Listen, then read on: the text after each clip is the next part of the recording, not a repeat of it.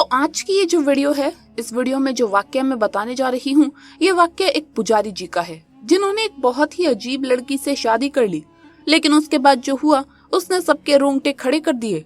तो चलिए बिना किसी देरी के शुरू करते हैं आज की ये वीडियो। दोस्तों एक बार की बात है, एक लड़का कहीं जा रहा था। उसकी उम्र लगभग 25 साल की थी, लेकिन अभी तक बेचारे की शादी नहीं हुई थी। लेकिन उस दिन चलते चलते शाम का समय हो जाता है, वो रास्ता भटक जाता है। जब रास्ता भटक जाता है तो भटकते भटकते उसे कहीं अपनी मंजिल नहीं मिलती। अब वो भूख और प्यास से तड़पने लगता है। दूर दूर तक कहीं कोई और उसे गांव नजर नहीं आता, कोई उसे परिंदा, कोई उसे आदमी नजर नहीं आता। वो चलता जा रहा है, चलता जा रहा है। शाम हो गई, देर रात हो गई। बेचारा चलते चलते भूख प्यास से तड़प रहा था। भगवान को याद कर रहा था कि भगवान मेरी रक्षा करो।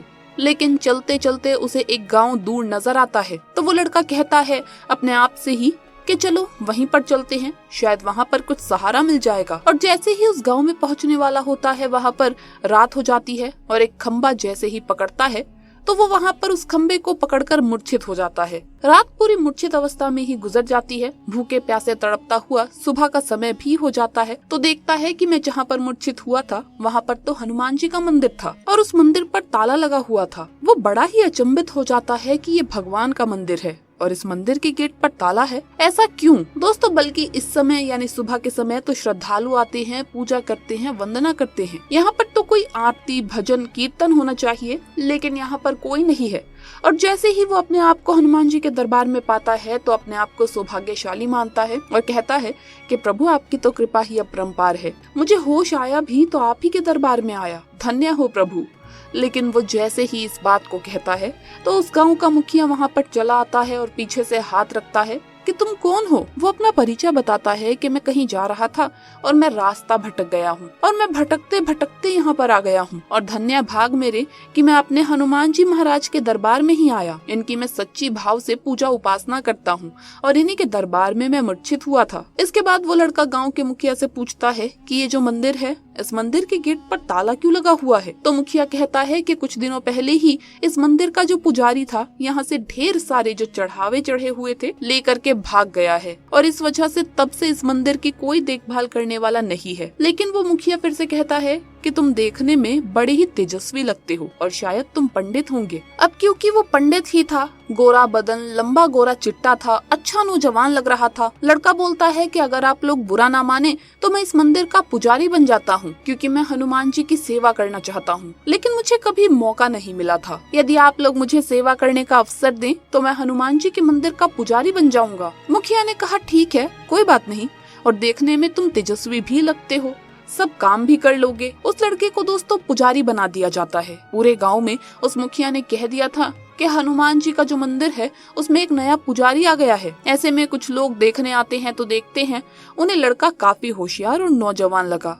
देखते ही देखते काफी लोगों की भीड़ लग जाती है। लेकिन वो लड़का उस गांव के मुखिया से कहता है कि देखिए, मुझे बहुत जोर से भूख लगी है, प्यास लगी है, यदि मेरे खाने और पीने की व्यवस्था करा देते तो आपकी बड़ी कृपा होती, क्योंकि मुझे बहुत भूख लग रही है और मुझे कुछ भी अच्छा नहीं लग रहा है। वो मुखिया अपने घर पर ले जाकर उस नए पुजारी को खाना खिलाता है। खाना खिलाने के बाद शाम के समय वो लड़का उस मंदिर में कीर्तन भजन आरती करता है और उस आरती के समय उस लड़के की आवाज सुनकर लोग मंत्र मुग्ध हो जाते हैं। सब उसकी आवाज की प्रशंसा करने लगते हैं कि वाह क्या आरती करता है, क्या गजब के सुरताल है। और तो और उस लड़के की आवाज सुनकर लोगों की लाइन लग जाती है। अब तो वो लड़का धीरे धीरे गांव में फेमस हो गया और उस लड़के के रहने के लिए मंदिर के ही बगल में छोटा सा घर था, उस घर में उसे शिफ्ट कर दिया था और वहीं पर लड़का रहता था। लेकिन एक दिन वो लड़का अपने घर से खिड़की पर से सुबह के समय कुछ देख रहा था। तब उसकी नजर एक छत पर पड़ जाती है और वो छत पर देखता है कि वहाँ पर एक सुंदर कन्या अपने बालों को कंघी कर रही थी। तभी उस लड़के की नजर उस लड़की पर पड़ जाती है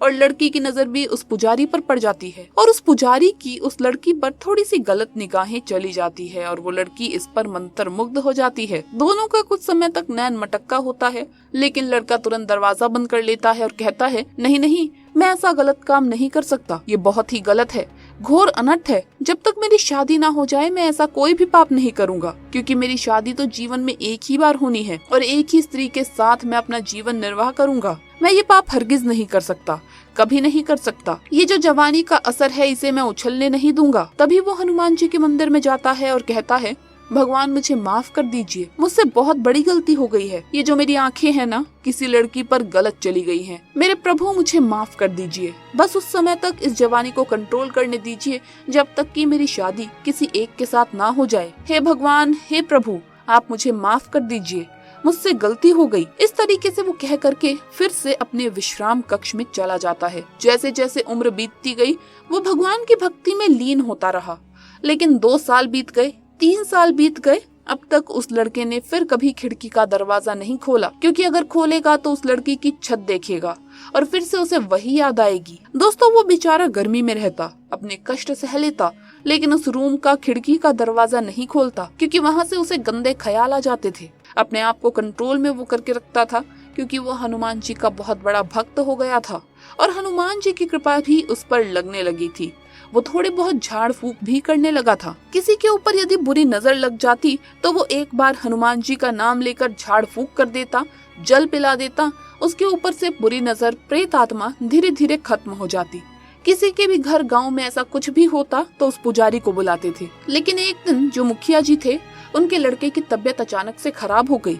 मुखिया जी भागे भागे पुजारी के पास आते हैं। पुजारी जी, मेरा बेटा कुछ अजीब हरकतें कर रहा है, चलिए थोड़ा देख लीजिए क्या हो गया है। वो अपना दीवार में सर भी लड़ा रहा है, अनाप शनाप चीजें बोल रहा है, पता नहीं क्या हो गया उसे। पुजारी जी भागे भागे उसके घर जाते हैं। जैसे ही उस घर में जाते हैं और जो देखते हैं तो अचंभित हो जाते हैं।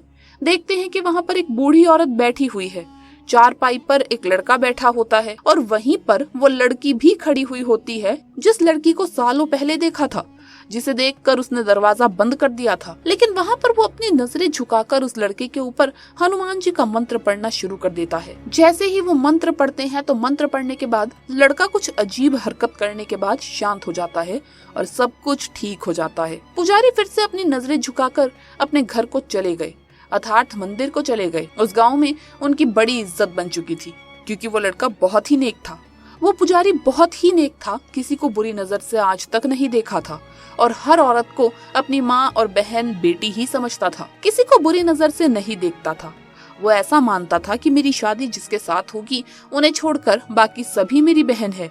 इस वजह से वो किसी भी लड़की से नजर नहीं मिलाता था। लेकिन अगले दिन ही उस मुखिया का लड़का भागा भागा आता है। पुजारी जी, पुजारी जी, पुजारी जी चलिए ना, अब मेरी दीदी की तबीयत पता नहीं ऐसी क्यों हो गई है। पुजारी जी जाते हैं तो देखते हैं कि वही लड़की जिसे वो छत पर देखा करते थे कंघी करते हुए, वही लड़की कुछ अजीब हरकतें कर रही थी। पुजारी जी उस पर भी कोई झाड़ फूक का मंत्र पढ़ते हैं। वो लड़की शांत हो जाती है और फिर से पुजारी जी घर चले आते हैं। उस लड़की को अगले दिन शादी के लिए देखने वाले आने वाले थे। उस गांव के मुखिया ने कहा, देखो पुजारी, इस लड़की की शादी के लिए, इसे देखने के लिए कल लड़के वाले आएंगे, इस वजह से उसे सही करना बहुत ही ज्यादा जरूरी है। उधर अगले दिन जैसे ही लड़के वाले देखने के लिए उसके घर आए, उसी समय उसका भाई भागा भागा पुजारी के पास आता है और कहता है, पुजारी जी चलिए, मेरी दीदी के ऊपर फिर से ऐसा कुछ हो गया है। पुजारी भागा भागा फिर से आता है और देखता है रुद्र आंखें, लाल लाल आंखें, भयंकर खुले हुए बाल। फिर भी पुजारी बिल्कुल भी भयभीत नहीं होता। हनुमान जी का मंत्र पढ़ता है और उसके ऊपर कुछ करता है, लेकिन दोस्तों उसका कोई असर नहीं होता और वो लड़की तुरंत एक डंडा उठाती है और जिससे शादी होने वाली होती है उसे 2-4 डंडे मार देती है और उसकी जो सांस बनने वाली थी उसे भी 1-2 डंडा मार देती है और भगा देती है और कहती है, भाग जाओ इस घर से, ये शादी नहीं होगी और जिसकी भी शादी इस लड़की से होगी वो लड़का मर जाएगा। अगर तू अपनी मौत चाहता है तो ही मुझसे शादी करना, ऐसा वो लड़की बोली। ऐसे में जो लोग शादी के लिए देखने आए थे वो तुरंत भाग गए। उसके बाद फिर से पुजारी ने किसी तरीके से मंत्र वगैरह पढ़ के उसे शांत किया, लेकिन उसे सब कुछ पता चल गया था कि लड़की कहीं ना कहीं कुछ ड्रामेबाजी कर रही है। इसके ऊपर कोई भूत प्रेत आत्मा नहीं है, वो लड़की के ऊपर कोई भूत प्रेत का साया नहीं था। अब तो उसके पूरे गांव में डंका बज गया कि उस लड़की ने लड़के वालों का ऐसा हाल किया, अब उससे शादी कौन करेगा। उस लड़की की मम्मी भी कहने लगी कि बेटा अब मेरी बेटी से शादी कौन करेगा। मुखिया भी बड़ा चिंतित हो गया, क्योंकि वो गांव का मुखिया था और उसकी लड़की ने ऐसी हरकत की कि दरवाजे पर जो लोग देखने आए उन्हें डंडे मारकर भगा दिया। लड़की बहुत तेज है, इससे भला शादी कौन करेगा। दोस्तों देखा जाए तो इस बात का पूरे गाँव में डंका बज चुका था।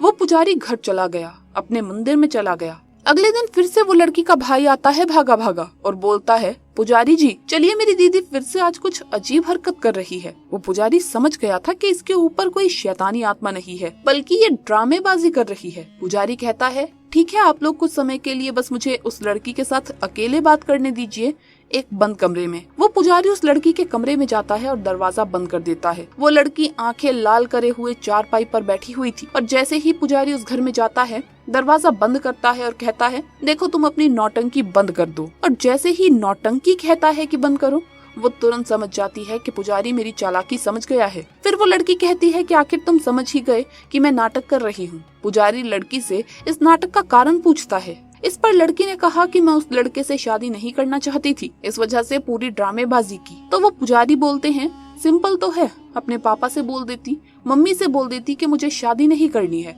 तो वो तुम्हारी शादी नहीं करवाते। लेकिन तुमने ऐसा क्यों किया?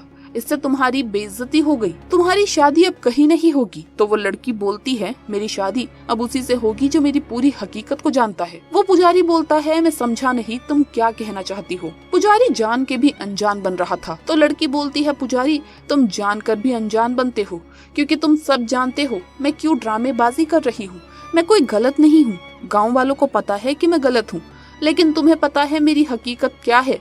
इस वजह से मुझसे शादी अब तुम्हें ही करनी होगी। क्या तुम मुझसे शादी करोगे? जैसे ही ये बात लड़की बोलती है, तुरंत पुजारी उस घर से, उस रूम से बाहर निकल जाता है। कहता है, माताजी आपकी लड़की ठीक हो गई है, अब उसे कभी कोई प्रॉब्लम नहीं होगी। लेकिन जैसे ही वो घर से बाहर निकलता है तो उस लड़की की अम्मा कहती है, देखो पुजारी जी, एक बात बोले तो बुरा ना लगाना। पुजारी कहता है, माताजी बोलिए, आपका हक है। वो अम्मा बोलती है कि देखो बेटा, तुम नौजवान हो और तुम अभी शादीशुदा भी नहीं हो, तो यदि तुम मेरी बेटी से शादी कर लेते तो बड़ी ही अच्छी बात होती। उस लड़के ने कहा, माताजी आप जो कह रही हैं ठीक है, लेकिन आपके अगल बगल के लोग क्या कहेंगे? जो आपके गांव में आपके जानने वाले लोग हैं, वो आपसे क्या कहेंगे? उस माँ ने कहा कि जब इस बुरी स्थिति में मेरे गाँव वाले और जो जानने वाले लोग हैं वो मेरा साथ नहीं दे रहे हैं, तो उनकी चिंता करके क्या फायदा। बेटा तुम तैयार हो जाओ तो हम तुम्हारी शादी अपनी लड़की से कर देते हैं। और वो लड़का तैयार हो गया। अब उस लड़की की शादी यानी कि पुजारी जी की शादी उस लड़की से हो गई और दोनों ने एक नया जीवन शुरू कर दिया। तो दोस्तों आपको ये वाक्य कैसा लगा? अगर आपको ये वाक्य अच्छा लगा तो इस वीडियो को लाइक जरूर कीजिएगा, शेयर कीजिएगा, और अगर आपने अभी तक चैनल को सब्सक्राइब नहीं किया है तो सब्सक्राइब करके बेल आइकन जरूर प्रेस कर लें, ताकि आने वाली नई वीडियोस का अपडेट आपको मिलता रहे। जल्द मुलाकात होगी अगले वीडियो में। धन्यवाद।